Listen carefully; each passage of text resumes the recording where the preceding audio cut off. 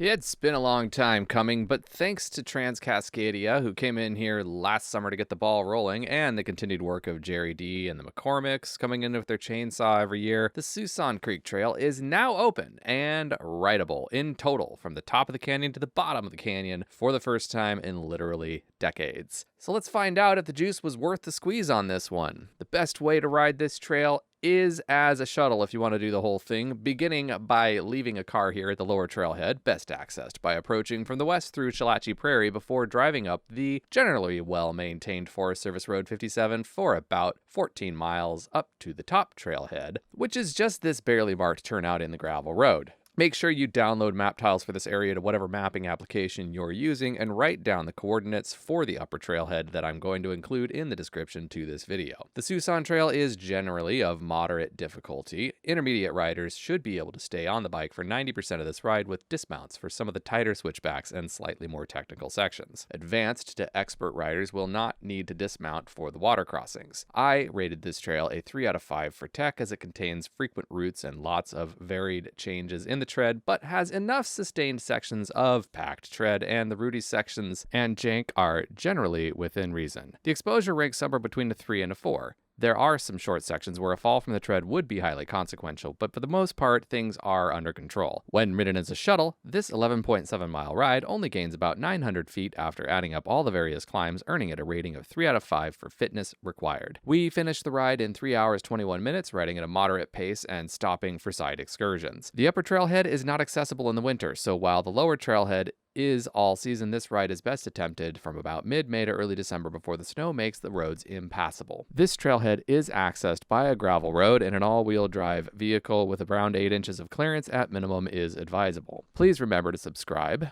And don't forget to navigate to my Patreon page at patreon.com/voiceovertrails for access to additional content. What I didn't mention in the statistics is that for the 900 feet of total ascent on this ride, you will get 2,500 feet of descent, and 500 feet of that happens in the first half of a mile. This trail was nearly abandoned for a very long time, and therefore the tread is loose and spongy, but still has adequate traction. The forest up here is relatively open, and there are parts of the Big Hollow Fire that made it up here and did clear out some of the underbrush while also creating sections that get grown over quite a bit. All of that said, it's definitely a spicy little descent. There is a bit of face-slapping vegetation in here, somewhat of a car wash, you might say, but that's just a preview of things to come. Camille said that it was like surfing on hemlock cones, and Aaron said it was like foam, all squishy.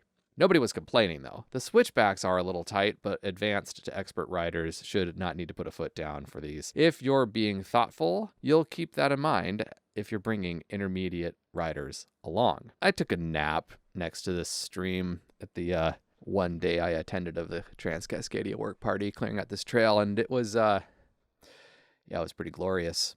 The creek here also does seem to run year-round, although you don't need to worry about it. There's no shortage of water on this ride, so you'll always be able to find somewhere to filter water for your camelback. Things flatten out quite a bit, though, for a short distance after this crossing. There are even sections where you might have to pedal a little bit just to negotiate this as you enter the forest most affected by the Big Hollow Fire, and this is definitely where the underbrush kind of starts to get a bit out of control. For what it's worth, the fireweed is lovely in here. The trail meanders with a lot of tight turns, and the tread is rough and inconsistent through here. Since the area is a burned out zone, it does grow over pretty quickly, and you'll be running into a lot of undergrowth. But none of it is poisonous, and I didn't perceive too many thorny things scraping my legs. Eventually, this flat interlude ends, and the trail drops into the main canyon with intent. Here, erosion has gotten the better of the tread in some areas thanks to the fire, and you'll observe some exciting off-camber as a result. The switchbacks are still tight in here, and you'll probably find ample opportunities to remove various detritus from the tread, regardless of the season you come up here. That's just the way things are in burned over forests. Trees and parts of trees will be dropping across the trail for years as the forest recovers. It's a constant, ongoing process. The tread is narrow and loose in here, but also a ton of fun. I wouldn't want to climb this going the other direction, but that's the real reason I'm recommending this as a shuttle ride. I suppose one could conceivably ride the 14 miles up the road to get to the top if that person was a masochist, but that just sounds needlessly painful. Why would you do that? What wasn't needlessly painful was this awesome descent. In spite of getting slapped by vegetation the whole way down, I really did enjoy this, especially as it's something I've never experienced before, since it was impossible to pass through here until last summer when it got cleared. Although most of the descending will be over at the bottom of this, the fun isn't over, and that's one of the best things about the Siouxson Creek Canyon. 2,500 feet of descent is pretty great, but there's even more joy to be found in here. There's a bit more exciting downhill, but the lower part of this initial descent is also where a lot of the more consequential exposure starts to become an issue, especially with all the fire damage accelerating the displacement of a material down slope. I'd be very surprised if you don't end up getting the opportunity to clear some more brush while you're in here. Blowdown is pretty much a daily occurrence. Finally, the trail reaches the creek at the bottom of the canyon, but if you ride this in July, it should be low enough that this crossing can be accomplished without dismounting the bike. Mostly. Okay, some of us struggled. Not me. I made it across. But you should bring a change of socks to put in the car.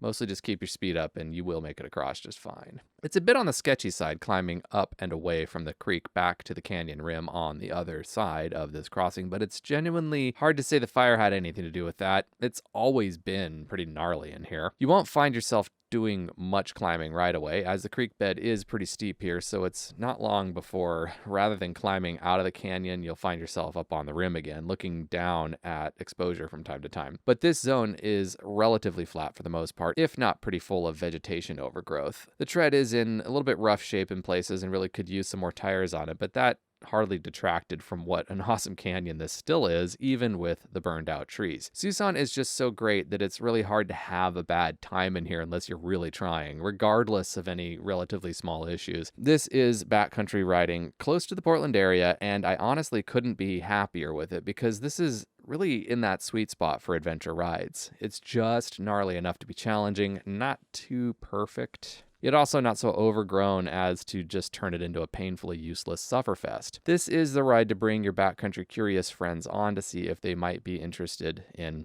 some more backcountry. This is the second time someone from my group has pitched over the side while I was riding this trail, by the way. This canyon is not without its hazards, and it sneaks up on you. I know for a fact this trail was logged out completely mere weeks before we rode this, and already in that time additional trees came down. This is really going to be a constant effort keeping this corridor open. Make sure you budget some time for waterfall viewing into your descent because the upper part of the canyon has some pretty waterfalls. If you're into photography, you'll be well served to consider carrying your nice camera in here. The only possible catch is that there is no easy way into this. I experienced that when I was trying to explain where these waterfalls were to my significant other, and he's like, I want to go there, and then I started going over the mileage and elevation to get to them, and then he was just like, never mind, forget it. But the best waterfalls, yeah, they are all miles from the trailheads, and they've all each one involves at least 1,500 feet of elevation gain, either coming or going to access it. If it's going to be worth it, you'll have to work for it. You can ride your bike across this tributary, by the way. Trust me, I've done it during every season of the year. There's also a little bridge in there if you're no fun. Do what you like. The rest of the trail in here is as it has always been, because from here all the way to the West Trailhead, what I'm going to call the classical Siouxson has been ridden frequently and continuously maintained by the local mountain bikers for the last 30 years. It's the same old rolling romp through the canyon with the addition of some fire redecorating, mixing things up. But overall, it's still a great place to come ride on any day, but especially on rainy days.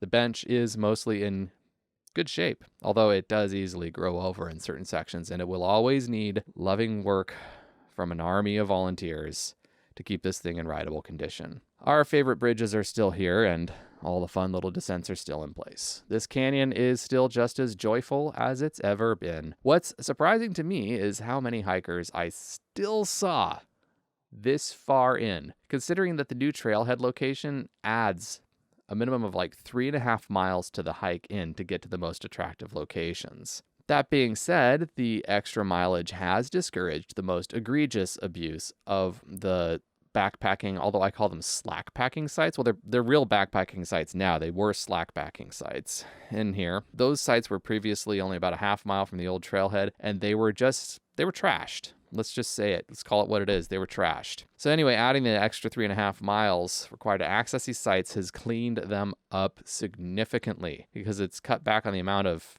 people who shouldn't be in here being in here. There's less poop. There's less human waste being deposited down by the creek. It's much nicer. The fireweed is getting mighty in some of these burned out areas. I'm seeing more and more alder taking root as well, and that's usually a good sign. An alder tunnel is nicer than riding through Devil's Club and blackberries. There's significantly more underbrush in here than there was when I got into here the year after the fire raged through. But for the last 3 miles of the trail, you won't see any sign of the fire damage. The forest past this point was untouched. What you will see is a lot more climbing as the sound of the creek recedes into the background and the trail starts the long ascent out of the canyon. The climb out starts pretty gradual with occasional descents, exposures as it routes around draws, and of course the occasional blowdown. There are also just a couple of challenging crossings like this for side creeks. Don't worry about it, just dismount the bike and navigate it. And then the trail gains about 500 feet over the last couple of miles, and so after all of this magic, you'll actually have to do some work to earn your turns. Even though you just got 2,500 feet of magical descent, you certainly don't get to just coast straight to the car. That would be too easy, and we want you to feel like you earned this. And earn it you did. Just like my Patreon supporters who have earned their special mention at the end of this video, especially my Loamy Goodness level sponsor, Charles Kim. I'd also like to thank my Hero Dirt level sponsors, Devin Young and Edward Lanton. If you'd like to join this list of erudite and community-minded scholars who love informational content, navigate to patreon.com/voiceovertrails and sign up to support the channel, and I will be adding some additional Patreon exclusive content in the near future. So there's your incentive. Now, get out there and go ride your bike.